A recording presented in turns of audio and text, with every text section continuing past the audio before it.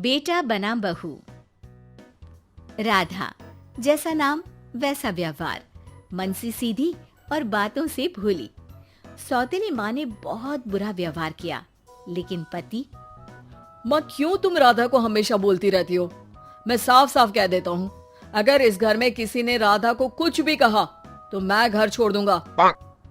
अरे वाह बेटा वाह, यही दिन दिखाने के लिए तुझे इतना बड़ा किया।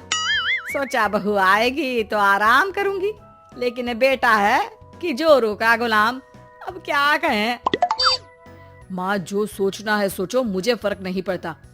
मैंने कोई लव मैरिज नहीं की है। आपने जिससे बोला मैंने शादी की, लेकिन अब मैं राधा को किसी भी परेशानी में नहीं देख सकता। हाँ हाँ, और मुझे देख सकते हो क्यों?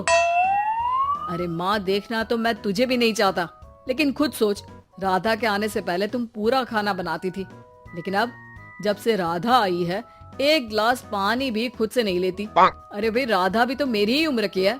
मैं आपके लिए बच्चा तो वो आपके लिए समझदार बहू। कैसे? उसे वक्त देना माँ, वो थक जाती है, रोती है, उसके पैर में दर्द होता है। आपको वो क्यों नहीं दिखता माँ? नहीं नहीं, ऐसा कुछ भी नहीं है। अरे वाह जी वाह, सारी तीली लगा दी। अब बोल रही है कि ना जी ना, कोई बात ना है। तीली? क्या बोल रही हैं आप सासू माँ? अरे राधा, तुम चिंता ना करो। माँ की आदत है हर बात पर ताने देने की। तुम कमरे में जाओ, मैं ग्रीन टी लेकर आ रहा हूँ। सास बेटे की हरकत से आग बबूली हो जाती है। बेटा, तूने आज प्रूव कर दिया कि बेटा कभी अपना नहीं होता। अरे जोरू के गुलाम, शर्म कर शर्म।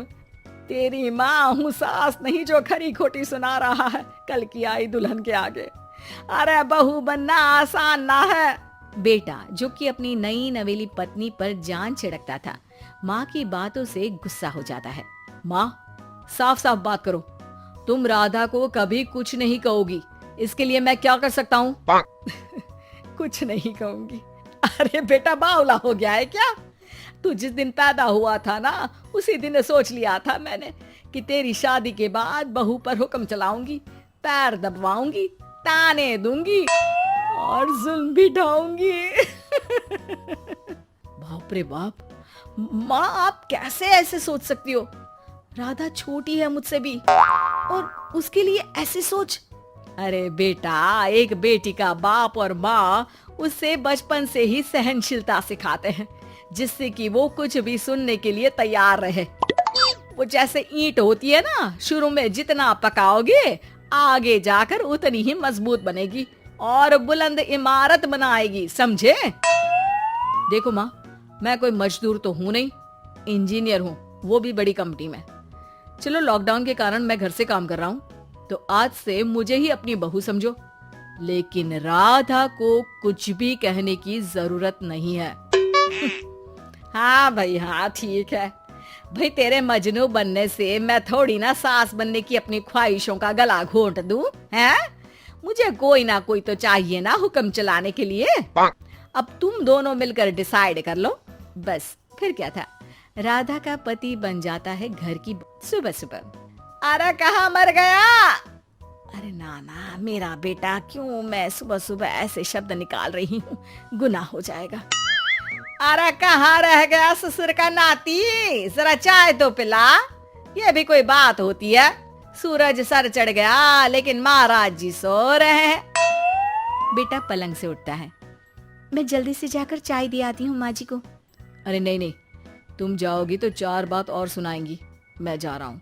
बेटा माँ को चाय लाकर देता है कि माँ। अरे देख तो तेरा चेहरा, ना मुंह धोया ना हाथ। जा जाकर हुलिया ठीक कर ले और उस करमजली को बोल कि नाश्ता बनाए। करमजली? अरे माँ, कुछ तो शर्म कर। देता हूँ ना मैं तुझे नाश्ता, लेकिन तू राधा के लिए ऐसे गंदे शब्दों का इस्तेमाल नहीं करेगी। बहू की तारीफ बेटी के मुंह से सुनकर सास फिर गुस्सा हो जाती है। अरे जा जा जाकर नाश्ता लेकर आ। और हाँ, 15 मिनट में मैं नहा कर निकल रही हूँ। नाश्ता ना आया तो खाल उधेड़ दूंगी। फिर मन ही मन सोचती है, नहीं नहीं, ये तो मेरा ही बेटा है, खाल उखड़े उसके दुश्मन की। अब मतलब तेरी राधा की खाल, समझा ना? अरे यार, ये सब क्या है? नेचर की कॉल भी आ रही है और 15 मिनट में नाश्ता। भगवान, कैसी मुश्किल जिंदगी बनाई है आपने औरतों की। बेचारी कैसे जिएंगी। बेचारा बेटा किचन में जाता है जहाँ राधा आलू पूठी बनाकर उसका इंतजार कर रही होती है। आप मेरे लिए इतना कर रहे हैं तो क्या मैं आपके लिए इतना भी नहीं कर सकती? ये लीजिए, नाश्ता बना दिया है, दे आइए माँ जी को। अरे थैंक्स राधा, माँ नहाने गई है, मैं बस अभी आया। ये नाश्ता यहीं रख दो, मैं आकर दे दूंगा माँ को। थोड़ी देर में माँ की आवाज आती है। अरे कहाँ रह गए? 15 मिनट हो गई, नाश्ता कहाँ है? बेटा हाथ में वही आलू पूठी वाली थाली लेकर खड़ा हो जाता है माँ के सामने। ये रहा नाश्ता, लो खाओ। माँ थोड़ा सा खाना खाती है और फिर छी छी, ठंडा खाना, यही सिखाया है तेरी माँ ने? फिर थोड़ा सोचकर रुक जाती है। इसकी माँ तो मैं ही हूँ, खुद पर ही सवाल कर रही हूँ मैं। नाची ना। अरे बेटा, नाश्ता गर्मा गर्म अच्छा लगता है, खास करके पूड़ियाँ। पूड़ी तो छन से छने और टन से प्लेट में आ जाए। देखा माँ, जो बातें आप राधा को सुनाती हो वो अपने बेटे को सुनाने में कितना दुख होता है। तो जैसे आप मुझे सोचती हो वैसा ही राधा को भी समझा करो ना। अरे जितने लाड प्यार से आपने मुझे बड़ा किया, क्या उसकी माँ ने नहीं किया? हाँ हाँ पता है, उपदेश मत दे। लड़की का काम ही क्या होता है? खाना बनाना। और खाना बनाने में कौन सा बड़ा काम है? फिर सारा दिन घर में पलंग ही तो तोड़ना है। अब तू बता, तू अपने से तुलना कैसे कर सकता है उसकी? कर सकता हूँ माँ। मैं अगर बहू की बेटे से तुलना करने में आ गया ना, तो तुझे समझ में आएगा कि बहू की जिम्मेदारी भी कम नहीं होती। मेरा दोस्त है ना राम, जानती हो ना? हाँ हाँ, क्यों नहीं जानूंगी। उसकी बीवी और माँ में नहीं बनती। बीवी ये मोटे मोटे ताने सास को देती है और सास उसे। हाँ हाँ तो फिर क्या, घर ठीक से चल नहीं पा रहा था। सास कहती बहू काम सारा करे, बहू का कहना था कि सास मदद करे। ऐसे में बेचारा न लंच लाता और न ठीक से खा कर आता। नतीजा, बीमार रहने लगा।